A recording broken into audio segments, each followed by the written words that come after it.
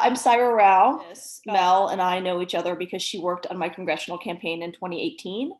I'm co-founder of Race to Dinner, which is a company that I started with someone also who worked on my campaign, a Black woman here in Denver.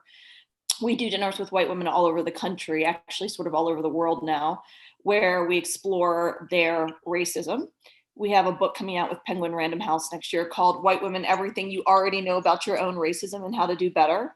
And I'm launching a nonprofit called Quilt, which is a digital and in real life space by and for Black, Indigenous, and Brown women.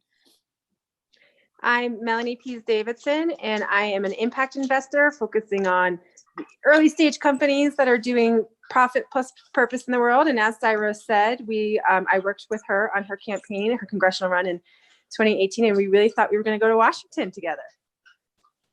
Until some white ladies got in the way. Yeah, just a little bit. Saira had already said it was not going to be, we were going to have fun, which we mostly did, and that it wasn't going to be a win at all cost campaign. So it was really from the heart, and we learned a lot along the way. Me as a white woman of how we actually we're part of the problem, wanting to be part of the solution. We're actually a part of the problem. 2018 was only 2 years ago, but it feels like centuries ago. There was a moment I remember, it was right here in my dining room. There was a moment when you said to me, oh my God, we really are, like the conversations that I'm having with these white women, it's really alarming. So because I've been running in these circles and doing political work for such a long time. And, part of the goal was to help create a democracy that's more reflective of the people it actually serves, which means, women and women of color in particular. And just to sort of hear that that's the outcome that people want. And then in reality, just it's not what was, not what was going on, because in races like yours in a very safe district, like these are the places where we need to step up and help women of color, right? And we need to kind of get out of the way, but we aren't willing to do that. So it was super eye-opening for me and a little bit unexpected. I can remember being on the phone, fundraising, just getting a lot of women saying, well, if she just weren't so angry about, and if she just stopped talking about race. And I thought, what a double standard and how unfair that is. Like I can talk about misogyny all day long and not be an angry woman about it. And I am angry about it. But yet when it comes to talking about race, it's a completely different story. That's really it.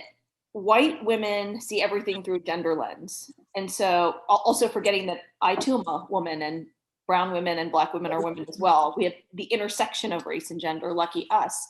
But you all expect men to clearly see their innate misogyny and sexism. You don't want to do that yourselves when it comes to racism. So it's very hypocritical as well. Mm-hmm. And how that ends up shaking out. So in my race in particular, I ran against Diana, who's a white woman who's been in Congress for, forever, like 1 billion, 2 million years, and has done exactly zero. And she was making all these promises, and she's done nothing during this most horrific past 2 years. She's done nothing. And so here I am coming in, and I got a lot of votes, like what was it, 42, like a ton of votes, right? Yeah. And people just couldn't make the conversion. By the way, I, went to the University of Virginia. Diana and I both are graduates of New York University School of Law. I clerked on the Third Circuit Court of Appeals. I worked at the top law firm in the world. I'm a successful entrepreneur. I'm the mother of two. And I was told constantly that I wasn't qualified. We know the only qualification that I lacked. I lacked one qualification, and it's my skin color. And if that is precluding people like me from being able to successfully raise money and run and win offices, what does that mean for people who don't have my education privilege and my class privilege? It doesn't bode well. And then here we are with tons of white liberals all over the place saying, we want women of color to save us. Really? Because when we actually try to represent us, we get treated like shit.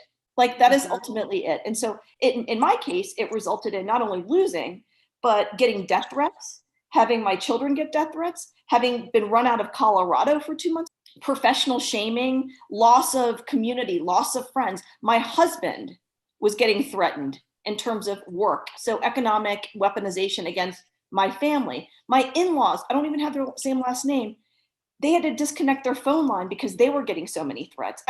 All because I talked about racism in the Democratic Party. I think the chickens are all coming home to roost right now. That's all I have to say. looking forward to seeing everyone at Changemakers in a few weeks. Yes, likewise.